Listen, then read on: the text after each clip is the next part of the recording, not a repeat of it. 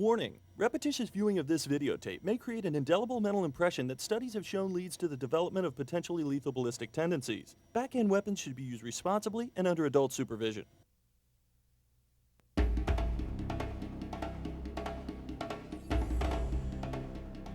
Are you satisfied with a big serve? A big serve and a killer forehand? Not me.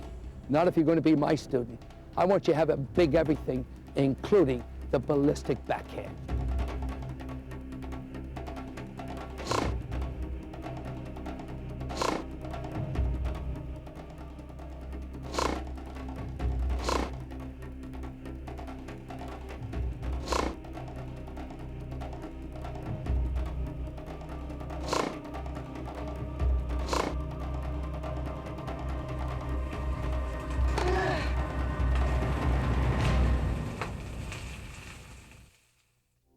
The ballistic backhand.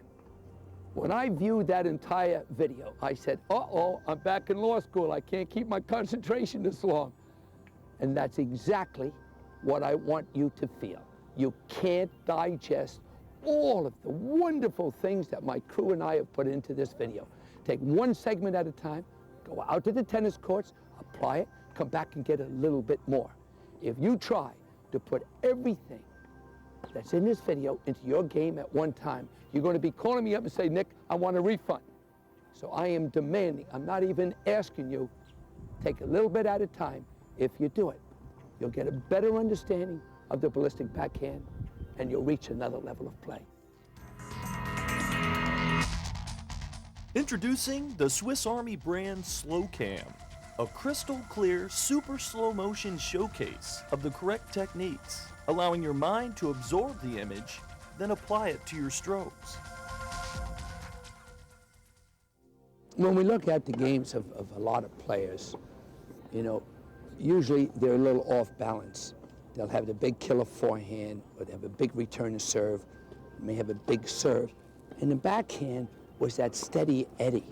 You know, get the ball back, they can't attack you. Sampras, when he's on his back foot, will hit a high roller. It was really what we call a shot that kept you in the ball game. Not enough today. And you want to know something? When we start stepping up that backhand, it's going to make your big forehand even more effective. What is a ballistic backhand? Ballistic, a military term used to describe a guided missile, a weapon of pinpoint accuracy that without fail seeks and destroys its targets. A ballistic backhand shares many of these same qualities. The first stage of development focuses on achieving consistency, a backhand which is reliable and dependable time after time. The second stage of development requires you to step up the quality of your shots, being able to accurately place the ball to specific target areas, yet maintain a high level of consistency. The final stage of development calls for increased power, generating maximum speed on your shots without sacrificing accuracy or consistency. The perfect blend of these three components creates a ballistic backhand. The ballistic backhand must be a multi-purpose tool in your arsenal to become a threat in the mind of your opponents. It needs to be a weapon with range, able to vary pace and trajectory, capable of hitting all the shots no matter what circumstance.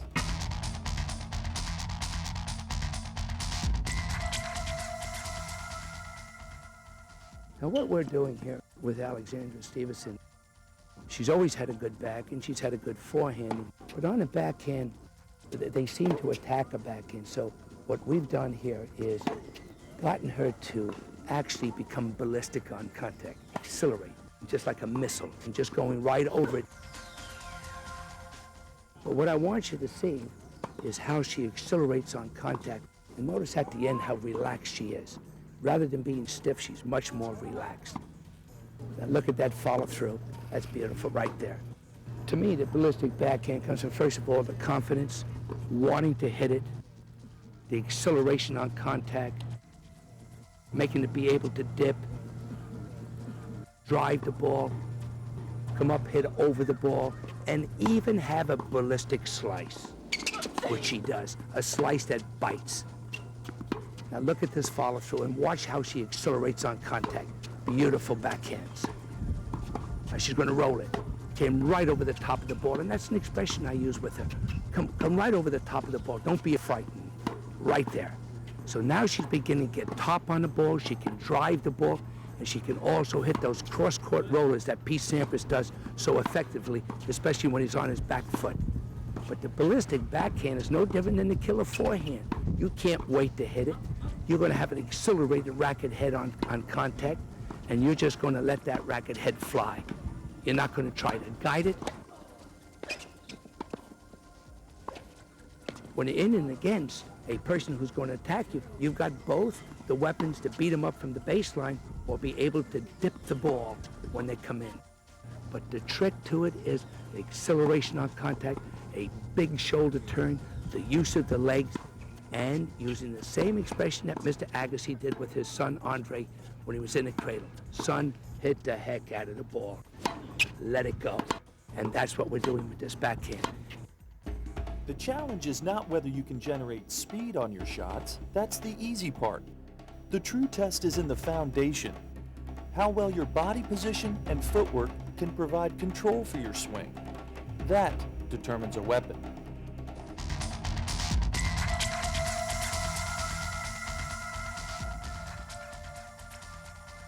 When you watch a big-time match and you see a big backhand, you say, holy mackerel, look at that backhand. But what you don't see are the years and years of work in developing that strong foundation that is needed to maintain the same technique each and every time.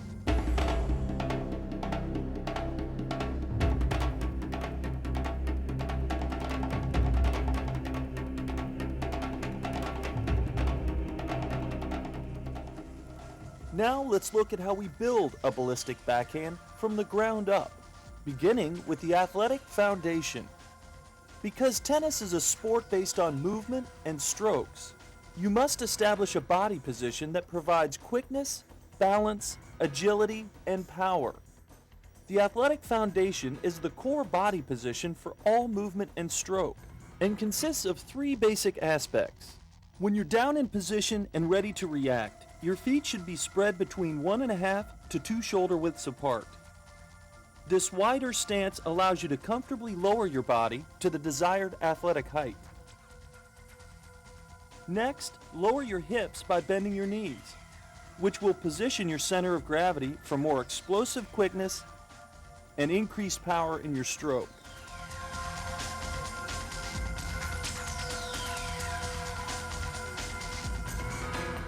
The final aspect incorporates strong back posture. Establishing and maintaining perfect back posture throughout movement and stroke. With a wider footwork base, a lower hip position, and strong back posture, you create the athletic foundation. Your athletic height in this position should be approximately 1 foot lower than your standing height. I thought I was going to learn the ballistic backhand. Certainly you are, but you're first going to learn the importance of the ready position, footwork, and the foundation. And you know why? Until you have that down pat, the ballistic backhand will just be a fantasy. To master the art of movement, you must have an understanding of timing and rhythm, know where to correctly position yourself on recovery for each shot selection, and develop your movement technique to maximum efficiency.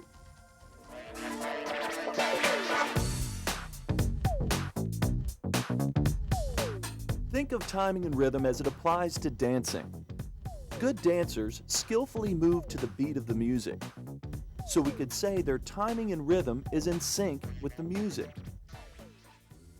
In tennis, the timing and rhythm of your movement works in sync to the speed of the ball as it travels back and forth in point play.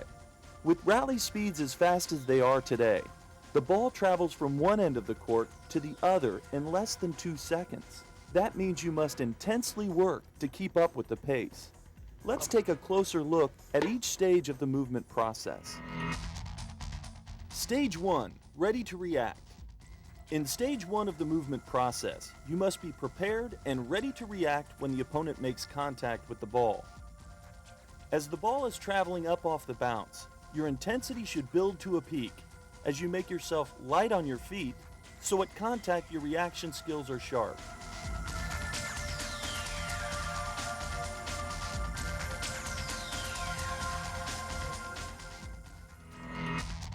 Stage 2, read and react. As your opponent makes contact with the ball, your eyes should be focused on making an accurate read of where the ball is going, and instantaneously you explosively react into action. Remember, you have less than a second to read and react to your opponent's shot. Pick up the ball a split second too late, as most people do. What do I mean by that? Letting the ball bounce on your side and then starting to move for the ball. Forget it. You'll be lucky to push the ball back. Ballistic backhand, no way possible. Why? Without position and a strong foundation, you don't have a chance. Stage 3, footwork and preparation. You've completed stage 2, and you're now tracking down the ball. Your footwork should be quick and fluid while you maintain your athletic height. By the time the ball bounces on your side, you should be prepared and ready to execute. Stage 4, set up and execute. As the ball bounces on your side, you are prepared and able to make any last-second adjustments for a bad bounce. If there is time, you'll set up a strong hitting stance, and if not, you'll adjust your footwork for hitting the shot on the run. Learn how to pick up the ball sooner. The majority of players pick up the ball when it bounces on their side. Fairly good players as it crosses the net. Darn good players pick it up when it leaves the opponent's racket. The best players in the world know exactly where that ball is going to come back from the ball they hit. Stage 5, recover. As you reach the follow-through of your stroke, you should begin your recovery move. You will recover to a position based on the shot selection you chose. The time you have to recover will depend on how hard you hit the shot. Make every effort to fully recover your court position by the time the ball bounces on the opponent's side. If not, you'll leave open court for your opponent. Starting to come into his own, and with an athlete like this who's so talented, you just got to make sure that he goes for his maximum all the time, because things just come too easy. Instead of taking an extra step, he can chop a ball back. And so what you got to make sure when you have a talented athlete like that, don't let him become lazy with his feet because he's got tremendous hands. You can't accept that. You got to make him utilize his feet as well. You want him to hit his shots, but you don't want him to become lazy.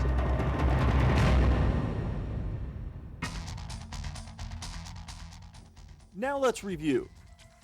Stage 1, ready to react. As the ball travels up off the bounce to your opponent, your intensity builds as you anticipate reaction. Stage 2, read and react. As the opponent makes contact, you're focused on reading where the ball is going, and at the same time you explode into action. Stage 3, footwork and preparation. Using crossover and shuffle footwork, you are maintaining your foundation as you move, trying to be smooth and fluid, yet very quick. Stage 4, set up and execute. By the time the ball has bounced on your side, you should be set up and prepared to fire. For more difficult balls, your feet should adjust to hit on the run. Stage 5, recover. As you follow through on the stroke, you begin making a strong recovery move back into position. By the time the ball bounces on the opponent's side, you are back into position and are ready to start the process over again. Turn the tape off. That's enough. Go out and apply what you've just learned. In a week or so, you'll come back and we'll turn the power back on. Movement, picking up the ball a little earlier, that's enough for right now.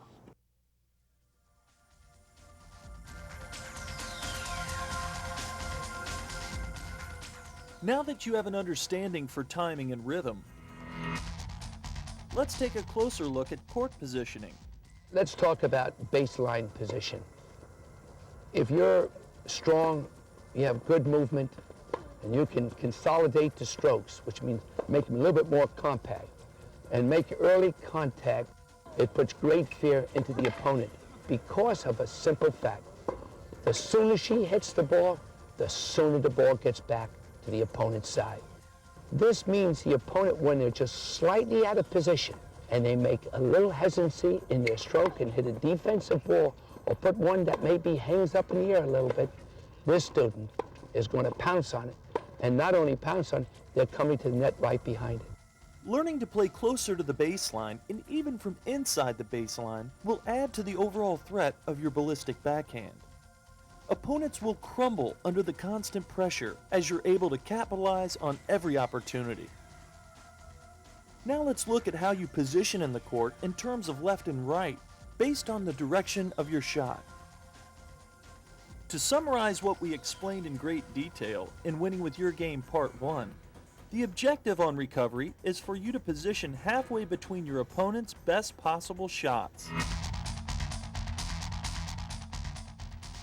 As this graphic illustrates, when you hit to shot selection 1, you should move to recovery position 1. When you choose to hit to shot selection 2, you find recovery position 2. And you can see when you hit down the line to shot selection 3, you must cover a much greater distance to reach recovery position 3 in time. Understanding how your shot selection affects your court position will help you position correctly and create more offensive opportunities. A lot of players hit fabulous shots and they sort of stay there and say, wow, I hit a heck of a shot. It's not good enough. The opponents are bigger and stronger and more athletic on the other side. They're going to get that ball back. But they may only get the ball back and have some defensive element of their return. You have to jump on it. You have to focus. You have to pick up the ball in a split second. Get to it a split second sooner. Why? Catch the opponent out of position, hit the ball at a little higher height, and still maintain complete control. The final category under the art of movement is correct technique. Refining your movement skills into the most efficient habits will make you quicker at covering the court and more consistent and powerful in your strokes. We know that a strong foundation is the body position that enables you to be quick and powerful, yet look like you're effortlessly gliding across the court. The foundation also is the key to a powerful yet controlled stroke. It all boils down to movement and feet. You move quickly, you react quickly, your upper body is smooth. No jumping around, no tilting of the shoulders, the head is silent. Now let's explore the techniques for taking your foundation and most efficiently putting it into motion. The key to an explosive first step reaction is the drop, step, and drive technique. From the wider footwork base of your strong foundation, the left foot slides underneath the body as the weight shifts off the right foot. Using the weight of your body for traction, the left foot drives your body from at rest into motion. The drop step technique is critical to explosive reaction time, especially when playing on more slippery surfaces, such as clay and grass. Remember, from a wider base, drop, step, and drive into action. A split second to react from the time the ball leaves your opponent's racket until the time it reaches you. That's why the ready position, reaction, and the foundation is so necessary.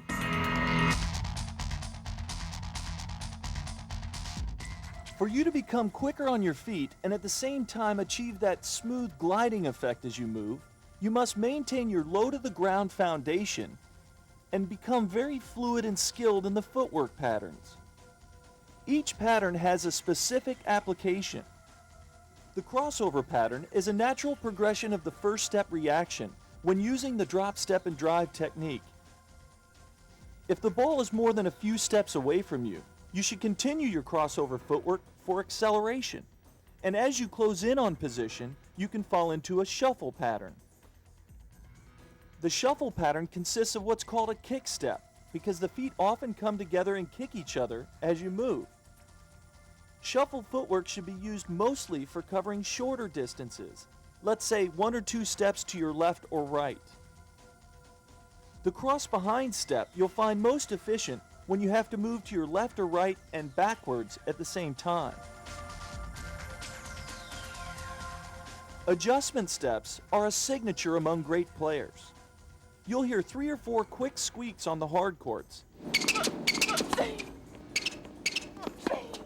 Those are the tiny stutter steps they use to adjust and set up their feet for the stroke. You should look at the length of your strides or steps that you take when trying to quickly accelerate. The longer your strides, the slower you will accelerate. Big steps may in fact cover more ground, but are slower at getting you up to speed. Think of a 10-speed bicycle and how slow it would be to start a race in 10th gear. Long strides are like a 10th gear. You want to be in first gear. First gear allows you to quickly accelerate up to speed with your feet pumping very quickly. First gear footwork is very similar. Shorter but more powerful strides with your feet pumping quickly for acceleration. And notice how the best players use only the balls of their feet when they're accelerating. Their heels never touch the ground.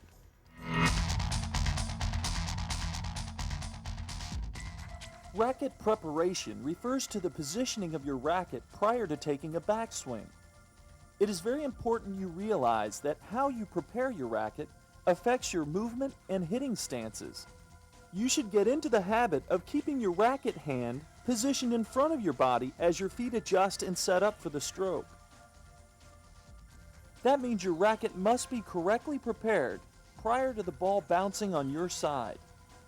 Preparing this way will help you establish the best hitting stance for each situation. There are 3 different types of hitting stances: the open, the neutral, and the closed. Let's use the face of a clock to better understand each stance. On a right-handed backhand, the open stance has the left foot at the center of the clock and the right foot near 3 o'clock. This stance is commonly used by two-handed backhands and occasionally by one-handers, especially on return of serve, when reaction time is most limited. The open stance has become a primary stance in today's fast-paced game. You must learn to hit effectively from this stance. The neutral stance positions the left foot at the center of the clock, but now the right foot drives forward towards 12 o'clock. This stance is predominant for both one-handed and two-handed backhands, providing the best balance and power to your stroke. The neutral stance generates ballistic power by allowing you to transfer your weight in the same direction as your shot. The closed stance again has the left foot at the center of the clock, but the right foot takes the last step towards 9 o'clock. This stance creates problems such as loss of power, poor balance, and limited shot options for all two-handed backhands. However, one-handed backhands commonly execute from a closed stance and can be quite effective because the one-handed backhand does not rely on the full rotation of the body to generate its power.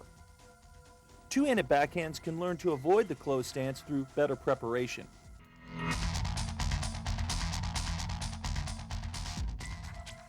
There will be various situations where you'll have to execute your stroke while on the move because there's no time for you to set up.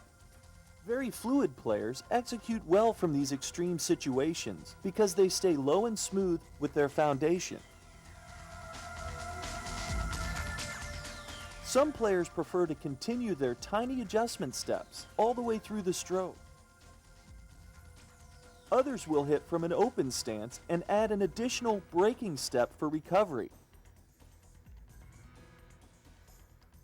When playing on clay courts, it's preferable to stay low and slide into the open stance, especially for two-handed backhands. When caught in a closed stance, you should add a braking step to help you complete your body rotation for the stroke and begin recovery. When hitting on the dead run, try to set up your back foot to drive your power forward through the shot, allowing your front leg to cross over.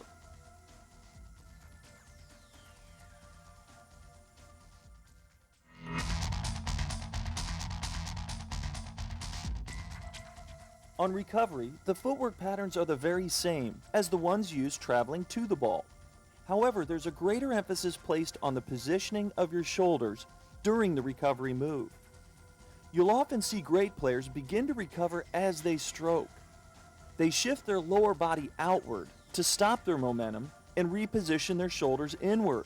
This redirects their momentum for recovery. You should make every effort to have your shoulders facing towards the net as you recover, at least until the opponent makes contact. This will help you avoid getting wrong-footed, as well as allow you to reverse directions if the opponent hits behind you.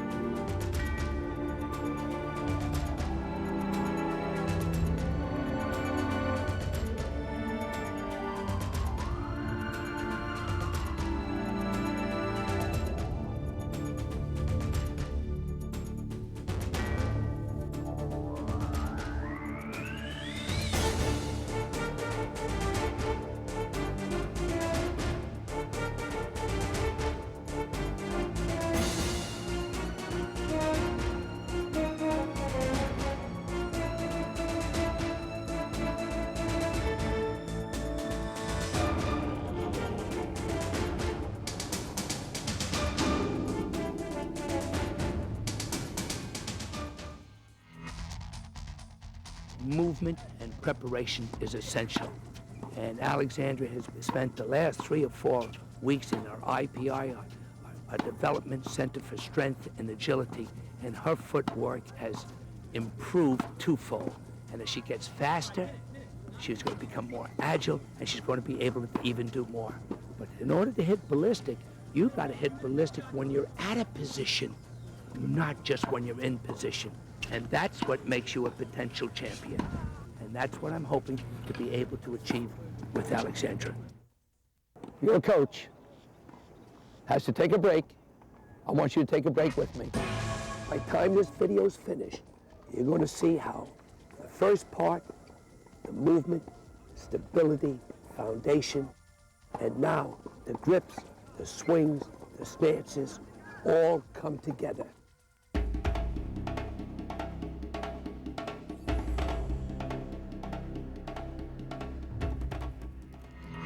Now that you understand the athletic foundation and how to most effectively put it into motion, the final stage in the building process adds the ballistic stroke. While the stroke itself consists of your hands, arms, and shoulders working together in harmony, it is your lower body that will provide balance and power, and your strong back posture that will keep your stroke level and powerful. With that in mind, the key to generating maximum power in your stroke involves a concept called leverage. Leverage is defined as the action of using a lever, such as a metal bar, pivoted against a fixed fulcrum to gain mechanical advantage. One of the most basic examples of leverage is a seesaw. A seesaw works by applying a downward force on one end of the lever, pivoting against a fixed fulcrum, which lifts the other end of the lever. Ballistic one-handed backhands apply this seesaw type of leverage by extending the hitting arm to create a lever, then using the rib cage for support as a fulcrum. Though the hitting arm is fully extended, it is not completely locked. It is firm enough to function as a lever, yet flexible enough to have some whip snap, similar to the action of a fishing rod. How you grip the racket will have an impact on how much leverage you create in your wrist. The position of your wrist is critical to the overall integrity of your hitting arm, or lever, through the stroke. In an Eastern backhand grip, your wrist and forearm create a position making a small L shape. This is the strongest position of leverage for your wrist. The big L is the position of leverage created between the entire arm and your racket. To maintain leverage as you stroke, your big L shape, created by your arm and racket, as well as the small L wrist position, should remain intact throughout the stroke. The final concept you must understand is how to produce the leverage action through the stroke. Your racket is a tool of leverage, similar to a hammer. The downward force of a hammer begins by driving the butt end of the hammer down towards the nail first, as the hammerhead follows. This action allows the hammerhead to travel faster, creating a greater impact on the nail with minimal effort. We call that downward leverage action. The ballistic backhand uses the same principles, but the leverage action is forward. If the ball represents the nail, you should drive the butt end of the racket, similar to driving a hammer. In the backswing, you align the butt of the racket to be behind and beneath the ball. And with a quick pulling action, you drive the butt end towards contact. At the last moment, the racket head accelerates through contact in a leverage action.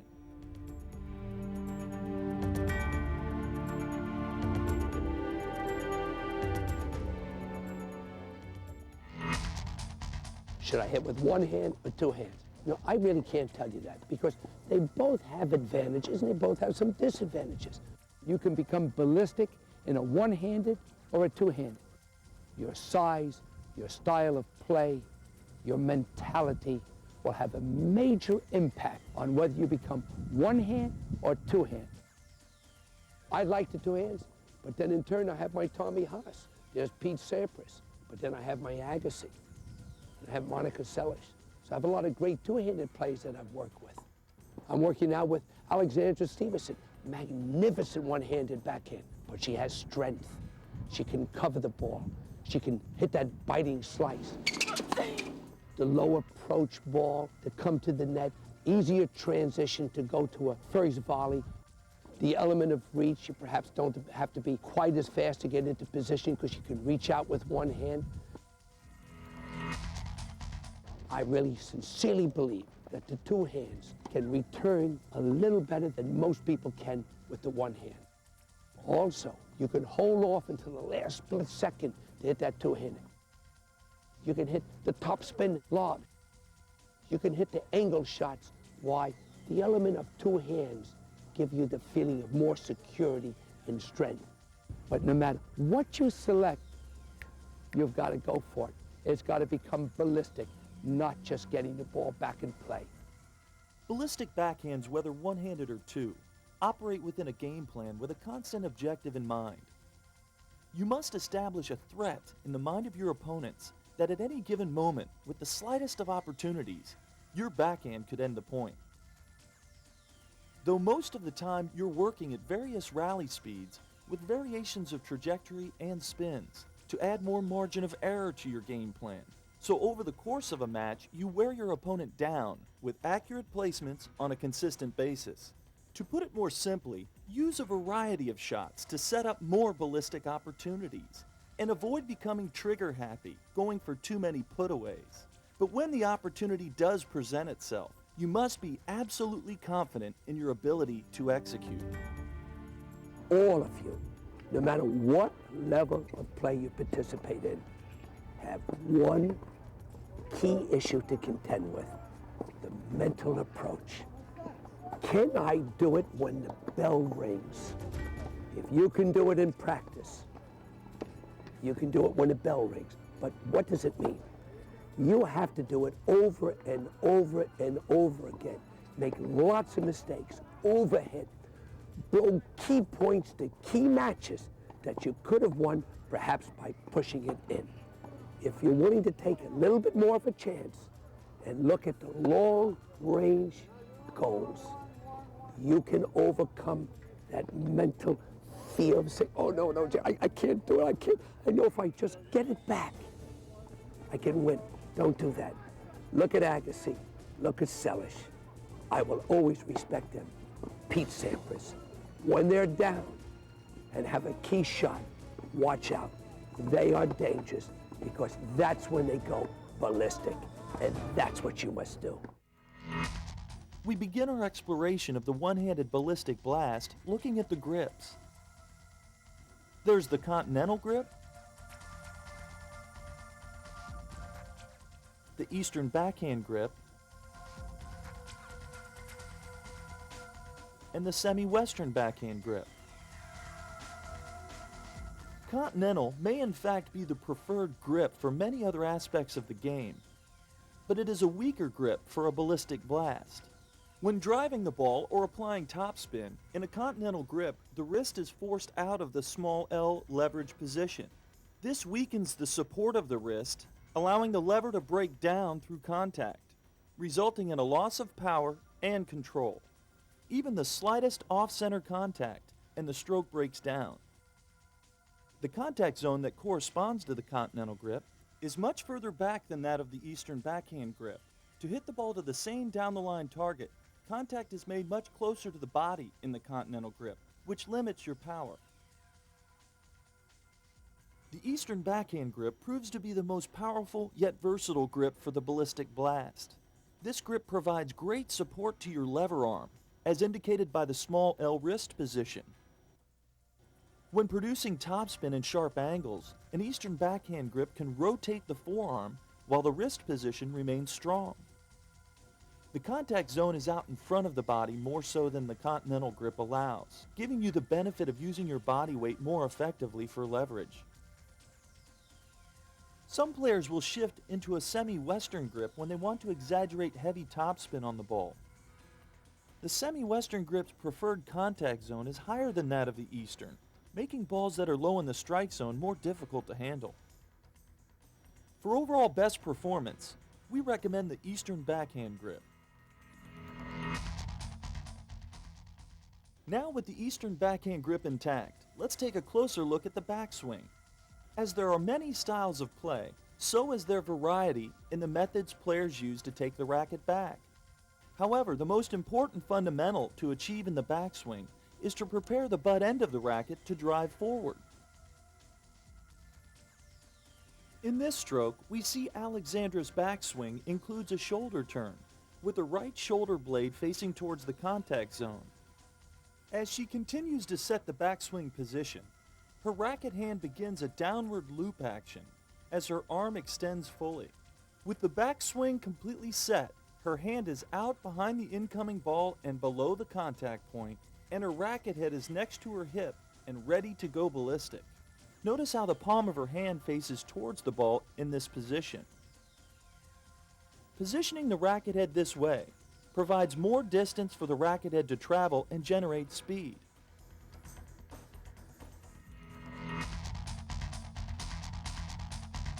The contact zone is positioned between the shoulders when hitting from both the open and neutral hitting stances, and provides an area or range of contact points. Making contact late in the zone directs the ball inside out to down the line. To direct the ball towards the center of the court, contact is made in the middle of the zone. Making contact early in the zone directs the ball from deep cross court to sharp angles.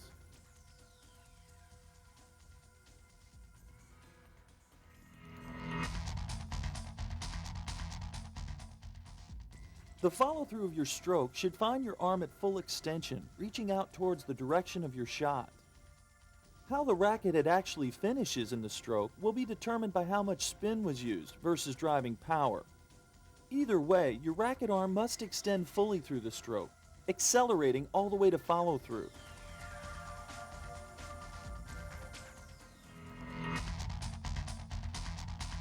Looking at the complete forward stroke, to start the action from the backswing, the shoulders begin to rotate as the arm extends fully. The butt end of the racket in a pulling type action then drives towards the contact zone. As the arm pivots from the shoulder, it begins to draw the butt of the racket across the body as the arm remains extended. This action accelerates the racket head through the contact zone using leverage. The shoulders will rotate only until the center of the chest faces the contact zone. At this point, the opposite arm is used as a counterbalance to keep the shoulders from rotating beyond that point. It is the extended arm working as a lever against the rib cage that will generate the ballistic racket head speed, not the full rotation of your shoulders. Once the racket head is passed completely through the zone, the hitting arm begins to separate from the rib cage, extending to full reach on the follow-through. Quite often when you talk about the killer forehand, the ballistic backhand, you think only about the stroke itself. Wait a minute. It becomes ballistic in many more ways than you ever thought of. Number one, you put the fear into the opponent. They have to play differently. They have to serve a little differently, knowing that you can attack not only from the forehand side, but now from the backhand side. They also know that when they have control of the court, if they don't keep that control of the court and give you a backhand, you're going to hurt them because you now have a ballistic backhand. So remember, the ballistic backhand carries over much further than just the stroke itself. It's the mental impact that it has on the opponent and the confidence it gives you.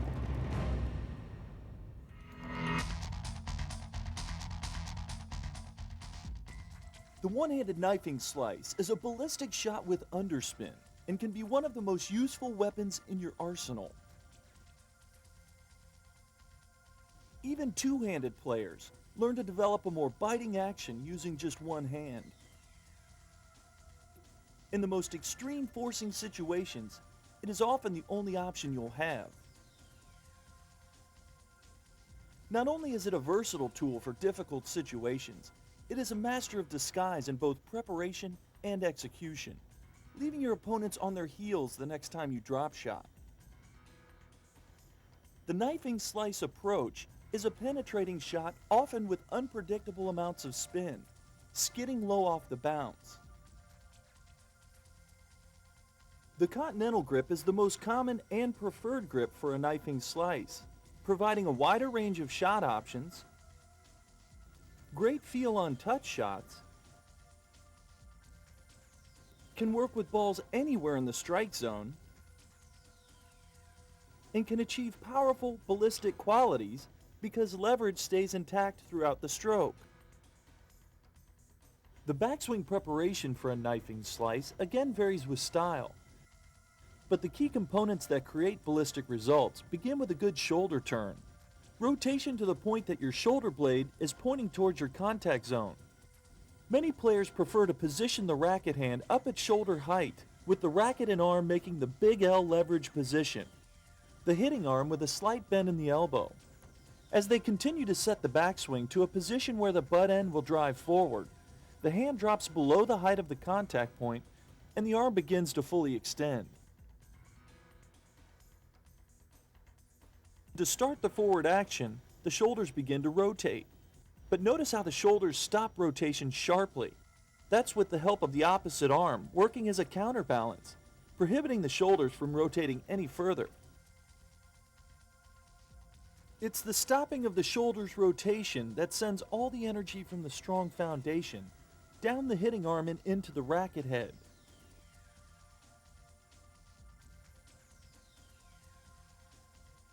The butt of the racket starts forward towards the ball, then arcs down and across, sending the racket head up and through contact.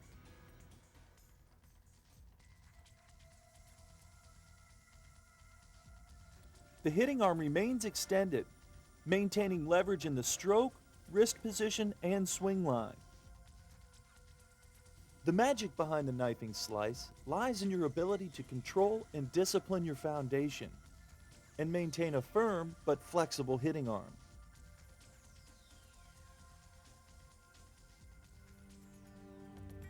When you watch this video, you might be saying, is Nick pushing us towards one-handed backhands? Partially, not totally, and I'll tell you why. Again, I go back to my philosophy, work with each student within their style of play, their mentality, and their physical makeup. Yesterday, pow, in making this ballistic backhand, I'm conked right in the head.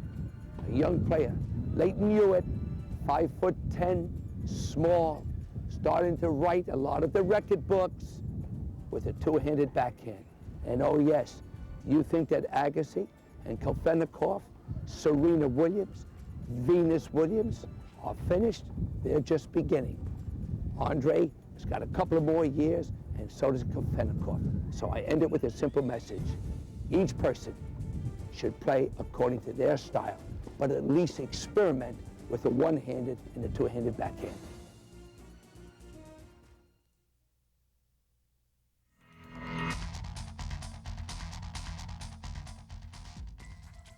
The two-handed ballistic blast is a stroke that generates its power through the use of body rotation and creating a leverage action as the hands and arms work together in harmony. The grips you select will determine the look and function of your stroke and have a great impact on the amount of leverage you can create. While it is the top hand which determines the preferred height of the contact zone, it is the bottom hand that determines the stroke action. Let's take a closer look at the primary grips for the bottom hand, how leverage is affected, and the stroke that matches the grip. Our first set of grips have the top hand in an Eastern forehand grip, as well as the bottom hand positioned in an Eastern forehand grip. With these two grips positioned this way, the stroke becomes what is called top hand dominant, or in this case, left hand dominant. If you look for the positions of leverage that support the stroke, you'll quickly see that all the leverage is provided by the left arm, and the right arm has no small L leverage position in the wrist. Styles of play will vary the method of how the racket actually goes back, but the key component we must see in the backswing preparation is the butt of the racket pointing towards the contact zone, prepared to produce a leverage action. With the backswing fully set, her shoulder blade points towards the contact zone, along with the butt of the racket, as the racket head is positioned down and back. To begin the forward swing, her hips start the action by pivoting and rotating sharply. As the hip rotation begins, the shoulders twist into action as they pivot in sync. Notice how the body rotation all happens within a cylinder. With the right arm in a bent position, the right shoulder in a pulling action draws the butt of the racket forward towards the contact point, but only for a brief moment.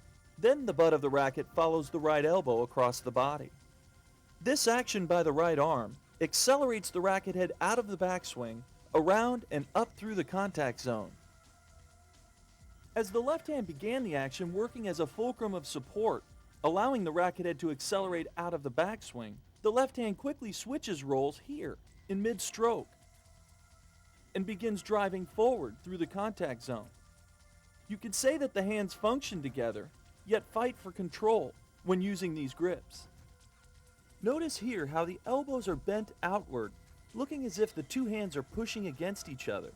You can see how the right arm becomes awkward as it transfers the action to the left arm.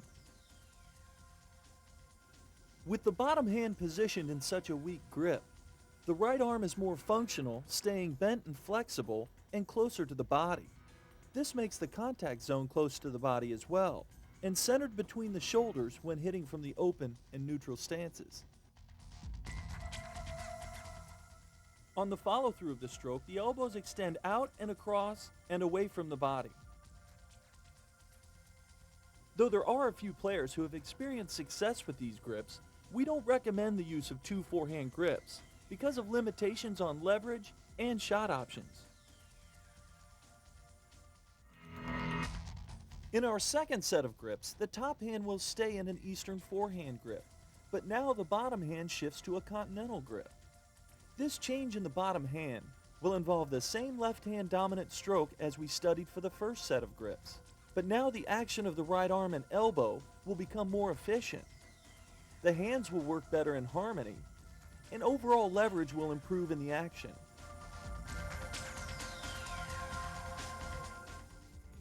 Let's take a closer look at the ballistic backhand of Orange Bowl champion Tatiana Golovin, who uses a softer version of the continental grip on the bottom hand and an Eastern forehand grip on the top hand. Her right arm begins extended and flexed in the backswing, with the racket head positioned down and back. As she starts the forward swing with hip and shoulder rotation, Her right arm pulls the butt of the racket towards the ball. Notice how Tatiana's arms never get into a position that looks like the hands are struggling against each other, like we saw earlier. The right elbow tucks in tight.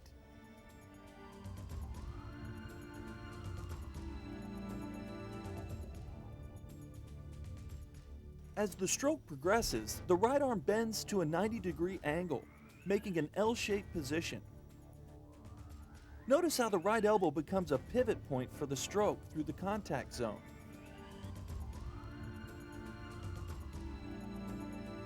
The racket head accelerates up and out of the backswing and around into the contact zone, which again is positioned close to the body and centered between the shoulders when hitting from an open or neutral stance. Tatiana provides a perfect demonstration of the discipline and control of a strong foundation, which she developed with the help of ballet and dance. And more importantly, her backhand is truly ballistic. Here we have Candace Fuchs. Like many players, she shifts the bottom hand more towards a backhand grip into a strong continental position. This allows Candace to extend her right arm even further and make contact further out in front of the body than Tatiana's contact zone. This grip combination is ideal for players who have ambidextrous qualities, which means they have skills to be right or left-handed. The right arm is stronger and contributes more in these grips, but the stroke remains left-hand dominant through the contact zone. Watch how Candace rotates her hips and shoulders in a perfectly level pivot action.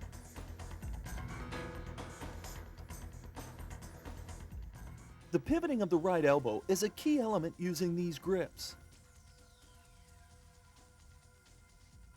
It works in sync with the entire right side of the body. As it comes to a stop, going no further forward, forcing the hips and shoulders into a pivoting action. This powers the left side of the body through the stroke. You need a strong foundation to make this happen efficiently. All the power comes from the weight transfer generating the body's pivoting action, making the entire stroke happen within a cylinder.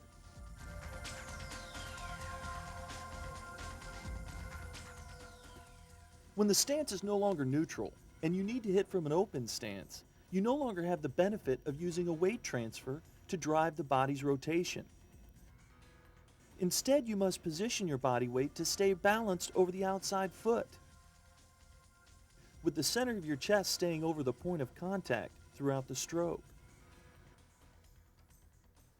Ballistic power from this stance comes from the hips anchoring down in a strong foundation position. Notice how the hips remain facing more towards the net as the shoulders pivot back. This action of having your hips face forward twists and coils the torso as your shoulders turn back. The hip creates a strong anchor point for a quick uncoiling action of the shoulders, propelling ballistic energy down through the hitting arms and onto the ball. One of the big advantages to using the continental grip on the bottom hand is that your right arm becomes more accustomed to being able to work independently, as in the one-handed knifing slice. Plus, you will develop better skills for working around the net with one hand. To conclude, the Eastern forehand top hand and the continental bottom hand is a versatile combination, especially with players who are so fortunate to have abilities as both right and left-handers.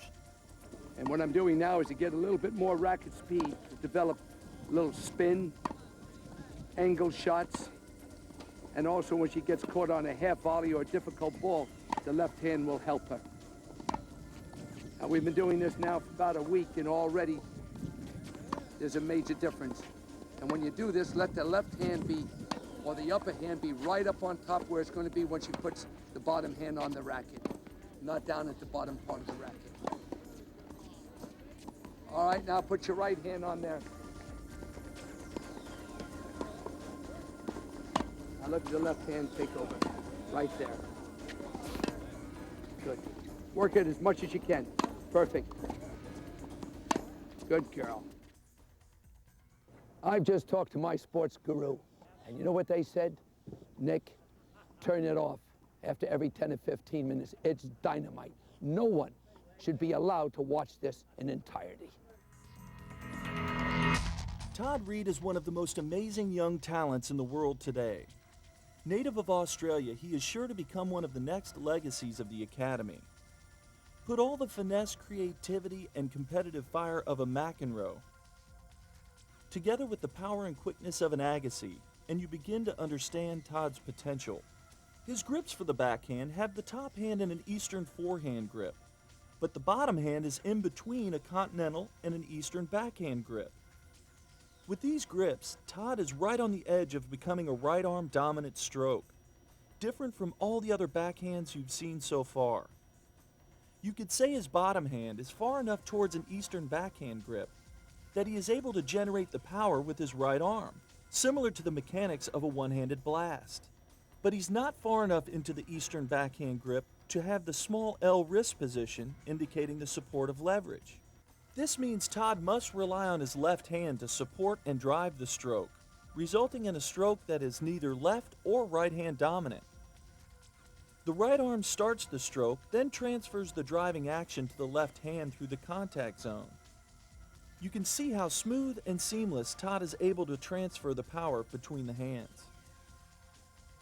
Compared to the previous two-handed strokes, Todd's contact zone is even further out in front of him, with the preferred height of the contact zone a little lower as a result of the extended right arm. In the previous two-handed strokes, remember how the right arm remained bent through the stroke. By extending his right arm, the stroke functions more like the one-handed backhand, using the rib cage as a fulcrum of support. He demonstrates great leverage in the forward swing as he drives the butt of the racket towards the ball. However, Todd does experience some difficulty trying to keep his two arms contributing equally through the stroke. Sometimes his right side wants to dominate too much, and at other times his left side wants to dominate, causing problems with consistency. One of the solutions that would allow Todd to strengthen the support of his right arm and become more right arm dominant through the stroke would involve shifting the bottom hand into a full Eastern backhand grip. Todd's stroke would look much more like this stroke if he were to shift the bottom hand into a full Eastern backhand grip, the same grip that's used for the one-handed ballistic blast. You'll see that the right arm is now fully extended with the support of the small L wrist position. The right arm is strong and ready to take on the role of the dominant arm throughout the stroke. This means that the power will come from the extended right arm working against the rib cage to drive the butt of the racket forward, all in sync with the hip and shoulder turn. However, the right arm and hand function differently, actually drawing the butt of the racket towards the body as the left hand provides a support fulcrum. This action leverages the racket head into the contact zone. Once the racket head is passed completely through the contact zone, the arms continue out towards the target and across the body. Now with the right hand producing the action and the role of the left hand changed, it is not uncommon to see a one-hand release follow through, especially when players get caught in a closed stance. As the right hand pivots the racket against the left through the contact zone, the racket head speed draws the racket from the left hand on the follow-through, resulting in what's called a one-hand release. This is all made possible by the improved strength in the bottom hand. Notice again how the body pivots and rotates all within a cylinder to generate the lever action. For players who are strictly right or left-handed and have very little natural skill with the opposite arm, these grips are ideal, allowing your naturally dominant side to maintain control of the stroke. Now that you understand the primary combination of grips, realize that there are other variations. If the top hand becomes more semi-western, it will move the preferred height of the contact zone higher off the ground. The most important component is to develop a grip combination that suits your style of play and your skills. Then work with the stroke that matches those grips. The more leverage you can build into a stroke, the better. And one final note, if you relax your hands more and don't choke the life out of the racket, you'll find the stroke will do the work for you.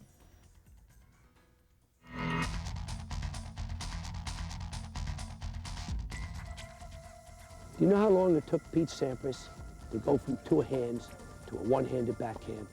4 years. He took his pounding, but he looked at the ultimate goals. And that's what all of you must accept. The goals. You're down the road.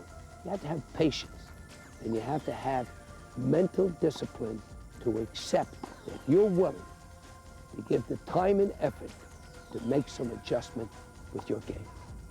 December 21st, 1999.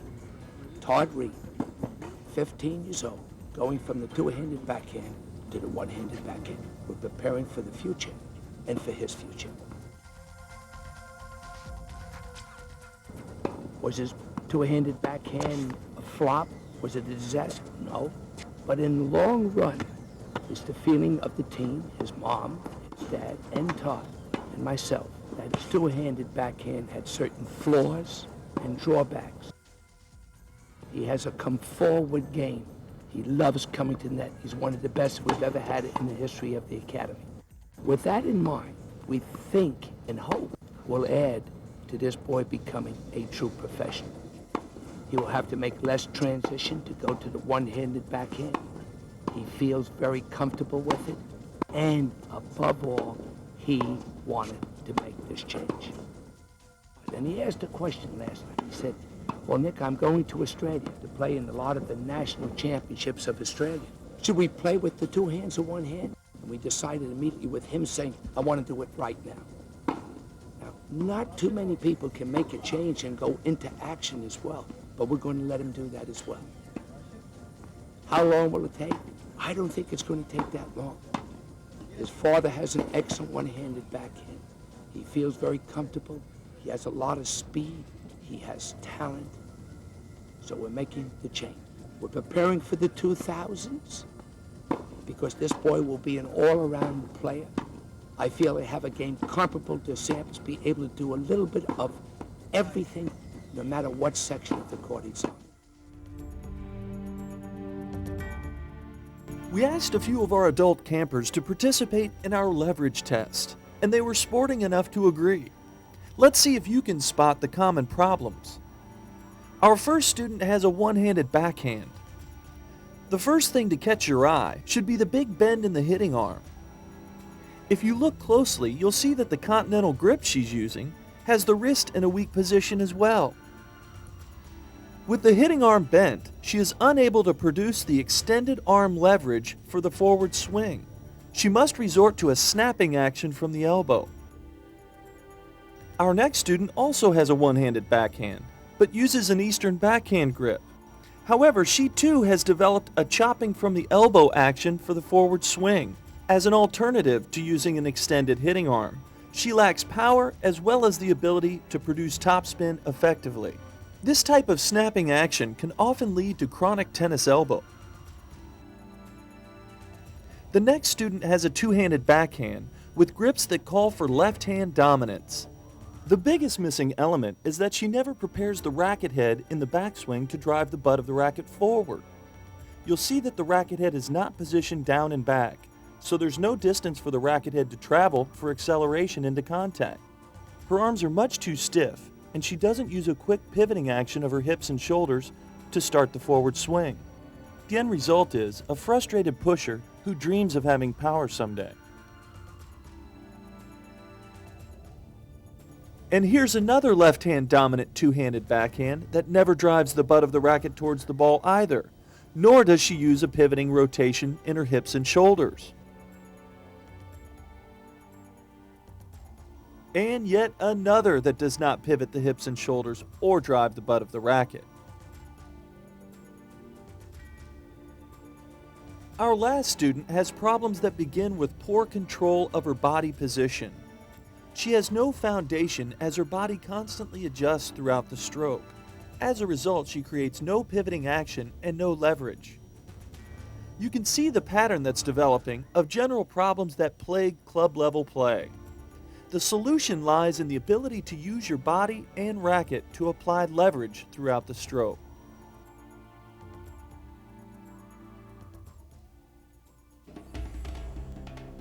You must remember, you're not going to get the ballistic backhand overnight. What you saw took years and years of practice.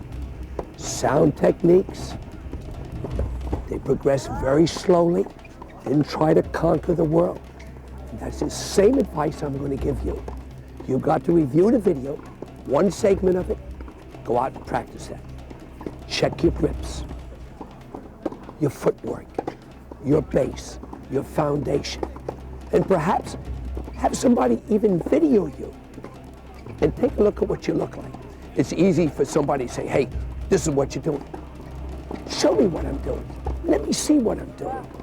But remember, you can't get to the final ballistic backhand without progression.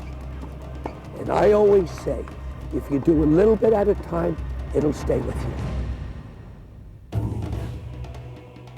If you want to reach another level, all parts of your game have to become a little bit more ballistic. Now, it doesn't mean you have to go for outright winners, but you have to step it up and pace it too. If you can do that on your whole game plan, your physical condition, your mental outlook, your strokes, your attitude, the opponents will say, what the heck am I playing here? You're playing a person that's full of weapons, and that's what I want to provide for all of you.